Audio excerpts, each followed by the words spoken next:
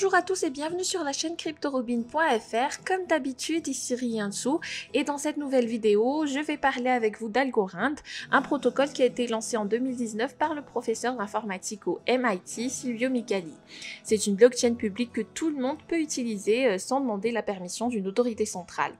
Mais les questions qui se posent sont quel est son objectif, quelles sont ses particularités, comment fonctionne son écosystème, eh bien on va tout vous révéler dans cette vidéo. Mais avant, je vous invite à nous suivre sur Facebook, Twitter et Telegram pour rester à jour sur tout ce qui bouge dans le domaine crypto.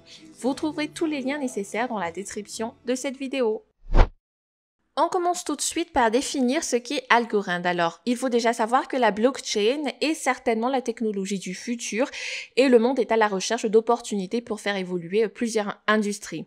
Le secteur financier, en fait justement partie, avec sa centralisation et son mode de gouvernance. Algorand, c'est donc une blockchain open source qui est utilisée pour créer des applications décentralisées ou dApps pour l'industrie financière afin d'améliorer la qualité des transactions. Quel est son objectif? Eh bien, c'est de fournir aux utilisateurs un réseau de paiement avec des transactions rapides et de les finaliser en quelques secondes. Quelles sont donc les particularités d'Algorand? Eh bien, déjà la vitesse, car le réseau d'Algorand est capable de prendre en main 1000 transactions par seconde, ce qui est largement supérieur à celui de l'Ethereum, qui est limité à 15 transactions par seconde. Ensuite, on a l'algorithme pur Proof of Stake. C'est un algorithme qui a été créé par Algorand, qui distribue des récompenses aux validateurs et aux détenteurs du jeton Algo. Et cela permet au protocole de sécuriser les portefeuilles des utilisateurs et assurer la liquidité. Évidemment, il y a aussi une chaîne non divisible. Une des particularités d'Algorand, c'est sa chaîne non forkable. Le forking, rappelons-le, c'est le terme utilisé quand une blockchain se divise en deux branches pour avoir plusieurs chaînes différentes, ce qui augmente l'incertitude. Par exemple, si vous effectuez un paiement, vous ne pouvez pas être sûr s'il a été effectué ou s'il a été perdu dans une branche. Donc, c'est le rôle de la chaîne non divisible d'Algorand qui, lui, est un grand atout. Ensuite, la scalabilité. Après que chaque membre a été sélectionné, il doit diffuser un message simple et rapide dans tout le réseau. Indépendamment du nombre des utilisateurs dans le système, cela permet de limiter le nombre de messages courts au nombre de 1000. De cette manière, Algorand offre une solution de scalabilité à sa blockchain. Toujours en termes de particularité, il y a la décentralisation, car dans le réseau d'Algorand, il n'existe pas d'utilisateurs qui sont chargés de choisir le bloc suivant ou l'approbation de celui-ci. Le comité est sélectionné aléatoirement et de façon confidentielle pour que chacun puisse avoir l'opportunité de participer à la création d'un nouveau bloc. Et finalement, la sécurité, car le comité sélectionné aléatoirement rend le piratage d'Algorand une mission tout simplement impossible. Maintenant, comment fonctionne le protocole d'Algorand? Eh bien, le protocole est divisé en deux couches distinctes. D'abord, la couche numéro 1. La base de l'écosystème d'Algorand se trouve dans cette première couche, car c'est au sein de cette dernière que la magie opère. Elle est utilisée pour le lancement des contrats intelligents, pour prendre en main les atomic swaps, qui sont des échanges de crypto-monnaies P2P. Et la couche numéro 1 est également capable de créer des actifs basés sur la blockchain d'Algorand, appelée ASA. Enfin, elle peut aussi traiter les contrats intelligents basiques appelés ASC1. Ensuite, il y a la couche numéro 2, qui est particulièrement réservée aux contrats intelligents plus complexes et au développement des dApps. Il permet au protocole de procéder aux transactions de manière efficiente.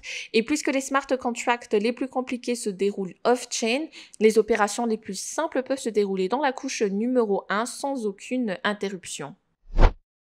Maintenant, parlons du fonctionnement du mécanisme pur Proof of Stake.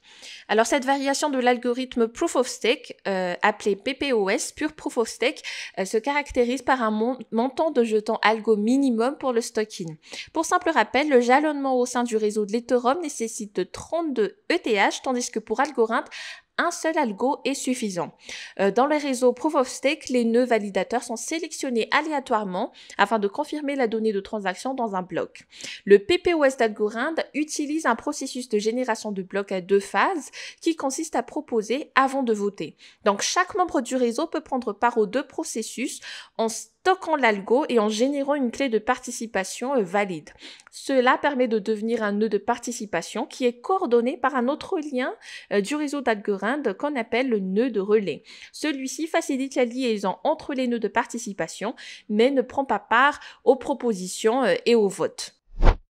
Dans la première phase de proposition, un leader du bloc est choisi afin de proposer la session de bloc. Il est sélectionné à partir du VRF, Verifiable Random Function d'Algorand, qui est un mécanisme aléatoire de vérification. Donc celui-ci sélectionne au hasard les nœuds, mais avec une pondération des jetons jalonnés. Le leader est choisi de manière à ce qu'il soit le seul à être au courant de sa sélection pour la tâche. Ce VRF fournit une preuve cryptographique qui permet au leader du bloc de prouver son statut et de sécuriser ainsi le réseau, car cela permet de diminuer les risques de corruption. Dans l'étape réservé au vote, les nœuds sont également choisis au hasard afin de composer un comité. Celui-ci doit s'assurer qu'aucun problème n'affecte le fonctionnement de la session de bloc, comme le double paiement par exemple. Une fois que le quorum s'est mis d'accord, le bloc est ajouté à la blockchain et au cas où une activité suspecte est identifiée, le réseau se met en mode recouvrement et le bloc sera désintégré avant la tenue d'une nouvelle élection de leader. Concernant le jeton Algo, il s'agit de la crypto-monnaie d'Algorand tout en étant le pilier de la structure du réseau. Le design unique du protocole permet aux récompenses distribuées aux validateurs d'être partagées avec les détenteurs de jetons au lieu d'être réservées uniquement aux producteurs de blocs. Donc cela permet notamment aux stackers d'obtenir un pourcentage de rendement annuel élevé, qui est actuellement de 7,5%. Et la distribution des récompenses se produit toutes les 10 minutes afin d'encourager les utilisateurs de rejoindre la plateforme de jalonnement d'Algorand. Donc cela permet également de contribuer à la décentralisation du protocole. Pour faciliter le processus du stocking, les utilisateurs n'ont pas besoin de stocker eux-mêmes les jetons dans la génération de blocs et dans la validation.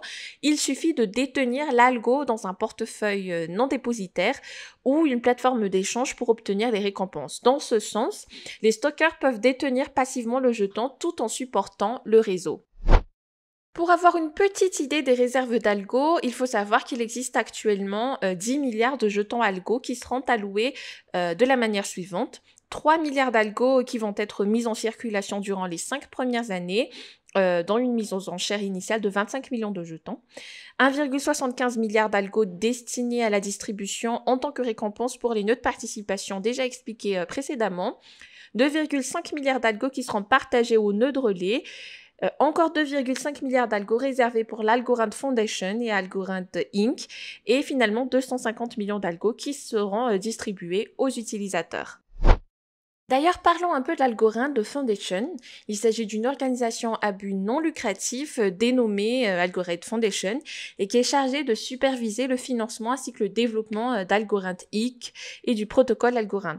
Donc la fondation effectue plusieurs partenariats avec quelques grandes universités comme le MIT et l'UC Berkeley, et l'organisation finance également quelques événements comme les hackathons et l'Algorand Europe Accelerator.